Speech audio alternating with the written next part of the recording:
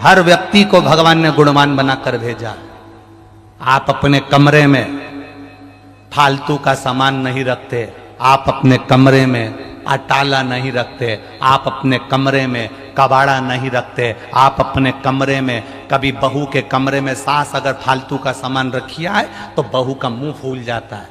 हमारा कमरा है कि पंचायती घर है? तुम अपने कमरे में रखो, हमारे कमरे में फालतू सामान नहीं रखना। आप अपने कमरे में फालतू सामान नहीं रखते, कबाड़ा नहीं रखते, बेकार सामान नहीं रखते, किसी काम का सामान नहीं रखते, सब काम का सामान रखते हो, तो मेरा महादेव भी अपनी पृथ्वी पर काम वाले व्यक्ति को ही रखता है, बेकार फालतू को नहीं रखता। वो बेकार नहीं रखता, वो अच्छा ही रखता है। एक एक को जन्म दिया है उसने, और मृत्यु लोक में जिसको उसने जन्म दिया वो कोई साधारण सा नहीं है। आप अपनी कीमत को समझना। पृथ्वी पर एक भी पौधा लगा है तो वो पौधा साधारण नहीं, उसमें कुछ औषधि है। बस उस औषधि को जानने वाला कोई वेद होना चाहिए, उस औषधि को जानने वाला कोई वेद ही होना चाहिए जो उसमें से औषधि का तत्व निकाल ले। आज तक दुनिया के लोग ये बेलपत्री को शंकर जी पे चढ़ाते थे, छोड़कर आ जाते थे। ये बेलपत्री शिव जी के मंदिर में पड़ी रहती थी, बाद में उठाकर निर्माल्य में चली जाती थी, निर्माल्य में से उठकर इधर पानी में चली जाती थी। आज दुनिया के लोगों ने इस बेलपत्री के महत्व को समझा। जब समझा तो उठाकर जब खाना चालू करा तो अब मंदिर में एक बेलपत्र भी फालतू पड़ी नहीं दिखती। उसकी औषधि समझ में आ गई कि उसमें औषधिता कितना, ठंडा नहीं कर रहा है, उसमें औषधिता कितना। बोलो सही है कि गलत है? जब तक नहीं समझते थे बेलपत्री चढ़ाया और आ गए। अब तुम बेलपत्री चढ़ाते हो तो तुम्हारी बेलपत्री चढ़ी हुई देखकर दूसरी रुक जाती है, ये चढ़ाएगी, मैं उठाऊं। बोलो सही है कि गलत है? तुमने चढ़ाया, वो इंतजार करती है कि ये चढ़ा के हटेगी और मैं उठा के ले जाऊंगी। एक एक शंकर जी के मंदिर में बेलपत्री नहीं मिलती।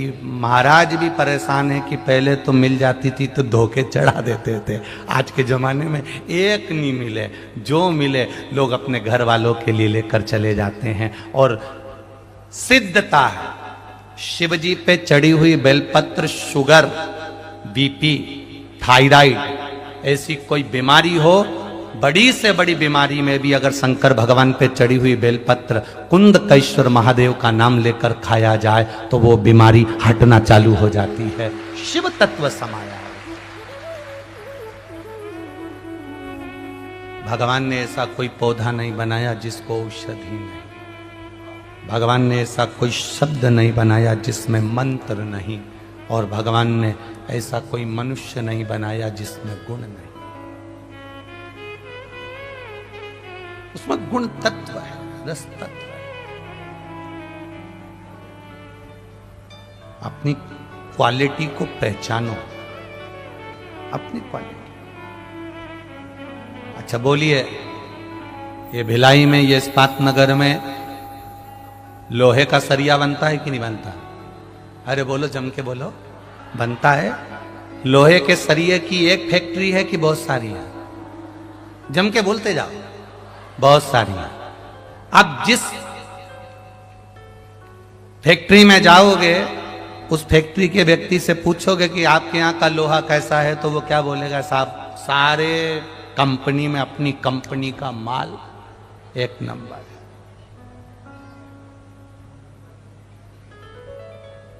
फिर दूसरी कंपनी में जाना, साहब आपकी कंपनी का माल, अपनी कंपनी का माल पूरी कंपनी में एक नंबर।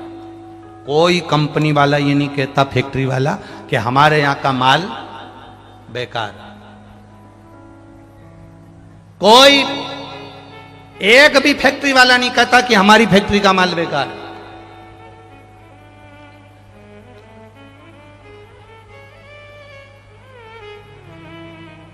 बस जैसे प्रत्येक फैक्ट्री में घूमोगे, प्रत्येक फैक्ट्री का मालिक कहेगा हमारी फैक्ट्री का माल अच्छा है, ऐसे ही दूसरे दूसरे धर्म में जाओगे, हर धर्म का व्यक्ति कहेगा हमारा धर्म सबसे अच्छा, हमारा धर्म सबसे अच्छा, ना हमें दिया लगाना पड़े ना अगरबत्ती लगाना पड़े, हमारा धर्म सबसे अच्छा।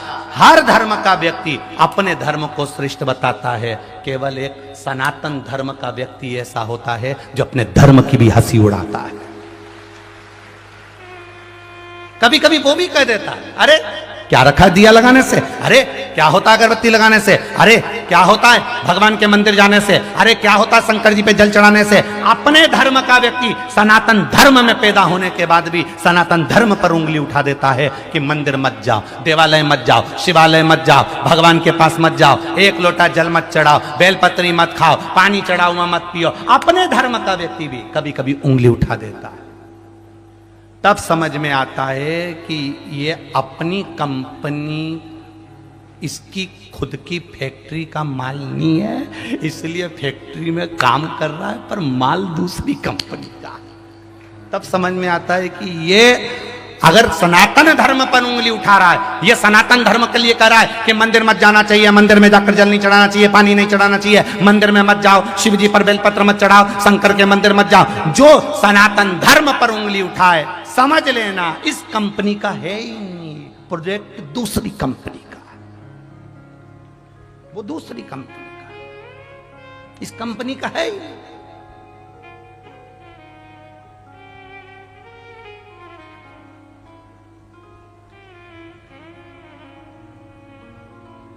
कितना भी छोरा गंदा हो, कितना भी बेटा बेकार हो, फिर भी माँ बाप होते हैं, माता पिता होते हैं। तुम्हारा बेटा तुम्हारे पांव नहीं छूता, तुम्हारा बेटा तुम्हें प्रणाम नहीं करता, तुम्हारा बेटा तुम्हें नमन नहीं करता, तो तुम एक काम करना, अपनी पूरी मकान दुकान सब दूसरे को दे जाना। कर सकते हो ऐसा? अरे बोलो जम के, नहीं कर सकते। बेटा भले प्रणाम ना करे, बहू भले नमन ना करे, बेटा भले ना पूछे, बहू भले ना पूछे, फिर भी माता पिता मर जाएंगे, पर अपनी प्रॉपर्टी किसी दूसरे को नहीं, अपने बेटे और बहू को ही देकर जाएंगे, भले वो कैसा भी हो।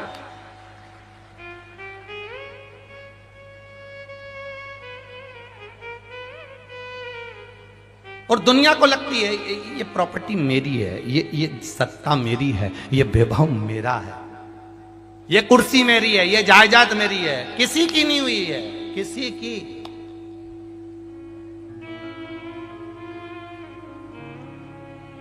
किसी की नहीं। थोड़े दिन तुम्हारी है, थोड़े दिन बाद फिर किसी दूसरे की हो जाएगी, फिर तुम्हारी है, फिर किसी दूसरे की हो जाएगी। हमारा ब्रह्म है, हमको लगता है ये अपनी है, ये हमारा ब्रह्म है। नागपुर के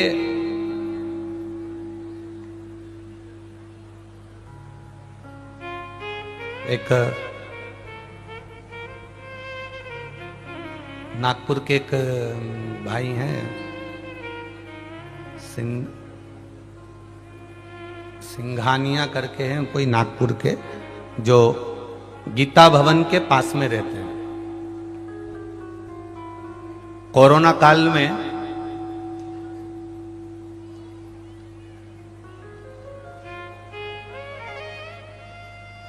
उनका बेटा मर गया, बहू और बहू का बेटा है।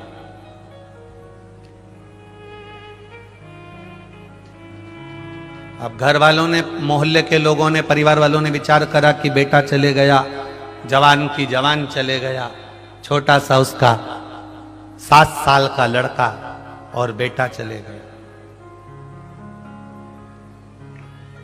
अब इतनी सारी जायदाद,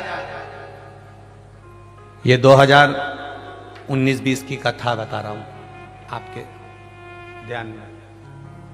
बेटा चले गया, 7 साल का उसका लड़का है, घर में युवान बहू है।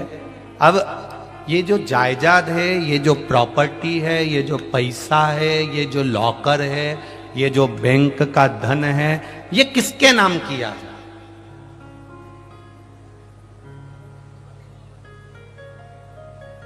किसके नाम करें? तो परिवार वालों ने विचार करा अपने रिश्तेदारों से, तो रिश्तेदारों ने कहा देखो बहू अभी युवान है, हो सकता है किसी दूसरे से शादी कर ले और वहां चली जाए तो पूरी प्रॉपर्टी उसकी चली जाएगी, इसलिए एक काम करो, ये जायदाद, ये संपत्ति, ये वैभव, ये दौलत बेटे के नाम कर दो। 7 वर्ष का बेटा 7 वर्ष के बेटे के नाम वो संपदा कर दी गई, वो दौलत कर दी गई। बहू आंख से आंसू बहाती रही। 7 वर्ष का बेटा 19 में जिसका पिता चले गया, 21 में वो 7 वर्ष का बेटा बीमार पड़ गया, उसके लीवर में पीलिया हो गया और वो बेटा भी मर गया। जरा ध्यान देना, नागपुर की यह कथा है। बेटा मरा, संपदा किसके नाम करी जाए? उसके बेटे के नाम कर दो। परिवार वालों ने सोचा बहू युवान अवस्था में है, कहीं दूसरी शादी कर लेगी, चली जाएगी, धन चले जाएगा, वैभव चले जाएगा, तो बेटे के नाम कर दिया। बेटा भी चले गया, अब संपदा किसके नाम करी जाए? अब प्रॉपर्टी किसके नाम करी जाए? अब जायदाद किसके नाम करी जाए?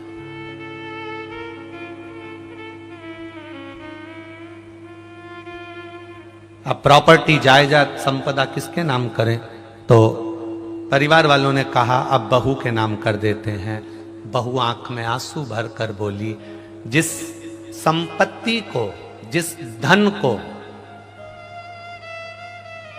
जो मेरे पति के नाम थी वो पति की नहीं हुई, जो संपत्ति, जो धन बेटे के नाम करा वो बेटे की नहीं हुई, तो वो संपत्ति, वो धन मेरी कैसे हो जाएगी? ये तो उसकी है जिसकी थी, यहीं रह जाना। कभी एकांत में बैठना, अकेले में बैठना और विचार करना। थोड़ा एकांत में बैठकर, अकेले में बैठकर विचार करिएगा कि जिस मकान में तुम रहते हो, जिस जमीन पर तुम रहते हो, ये जमीन, ये मकान पहले किसका था, किसका था, और पता करना कि इससे पहले किसका था। जमीन कहीं नहीं गई, इंसान जाते चले गया, इंसान जाता चले गया।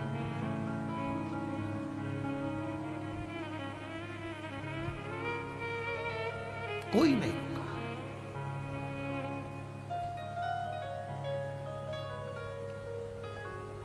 मनुष्य चला गया, जमीन वही है, प्रॉपर्टी वही है, सत्ता वही है, वैभव वही है, धन वही है। इसलिए इस शरीर के मनुष्य द्वारा 10 पुण्य बताए गए। कितने पुण्य हैं? जम के बोलो जरा। 10 पुण्य। इस मनुष्य के द्वारा 10 पुण्य है जो शिव महापुराण की कथा कहती है, एकांतेश्वर महादेव की कथा कहती है। मनुष्य को अपने जीवन के 10 पुण्य का स्मरण करना चाहिए। 4 पुण्य, 4 पुण्य मनुष्य की सुंदर आनंदमय वाणी के हैं, 4 पुण्य। और 3 पुण्य मनुष्य के शरीर द्वारा होते हैं और 3 पुण्य मनुष्य के मन द्वारा होते हैं। 4 मनुष्य की वाणी से पुण्य होते हैं, 3 पुण्य मनुष्य के शरीर से होते हैं और 3 पुण्य मनुष्य के मन से होते हैं। कितने हो गए? जम के बोलो जरा। 10 पुण्य है, उसमें 3 पुण्य है मनुष्य के शरीर से जो होते हैं। पहला पुण्य है मनुष्य के शरीर से होने वाला, दोनों हाथों से दान देना। दान का मतलब ये नहीं होता कि आप अपने धन को हर कहीं लुटा दो। दान का मतलब है तुमने देखा कि हाँ साहब यहाँ भूखे को भोजन मिल रहा है, तुमने देखा यहाँ प्यासे को पानी मिल रहा है, तो दान की महत्वता है। मालूम पड़े तिजोरी भर ली और तुमने दे दिया, उस दान की कोई महत्वता नहीं है। दूसरे नंबर पर है